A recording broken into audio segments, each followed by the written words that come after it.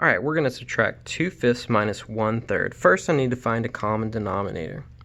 And the way that I can do that is find a least common multiple. I've set up a chart with a multiplication symbols on the side saying that if I took my fifths and cut my fifths into one piece each, well, I'd still have fifths. If I took my fifths and cut them into two pieces each, I'd have tenths. Took my fifths, cut them into three pieces each, I'd have 15ths.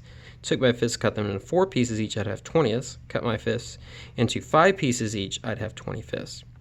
Then I went ahead and looked at my thirds. If I took my thirds and cut them into one piece each, I'd have three pieces. If I took my thirds and cut them into two pieces each, I'd have sixths. If I took my thirds and cut them into three pieces, ninths. Thirds into four pieces, twelfths. Thirds into five pieces, 15ths. So here I can see that I can get a common denominator, and that denominator can be 15. And I can then say, all right, well, if I took my fifths and cut them into three pieces each, that would get me 15 pieces. If I took my thirds and cut them into five pieces each, that would get me 15ths. So let's go ahead and do that. Let's take my fifths and cut them into three pieces each. All right, so I have 15 pieces. And there's 1, 2, 3, 4, 5, 6 15ths. Another way to think about that is this. I had 2 fifths. Each fifth was cut into three pieces, top and bottom. 3, 6. 2 times 3 is 6. 3, 6, 12, 9, 12, 15. 15 pieces in all, as a total. As a one whole is 15 pieces.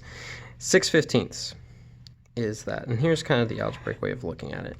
This is the model that explains this. All right, so now let's do the same thing to my thirds. If I took my thirds and cut each third into five pieces each, then I would have 15. So let's do that. All right, so that gets me 1, 2, 3, 4, 5, and 15 pieces that make up a whole. Again, the algebraic way of thinking about that is I had 1/3. I'm cutting it into five pieces each. Each third is cut into five pieces each, which gave me a total of 15 pieces, and 5 of them are shaded in. So now I can do, well, the expression. 2 fifths, that became 6/15ths, and then 1/3 became 5/15ths. So 6/15ths minus 5/15ths, and that's going to get me 1/15th.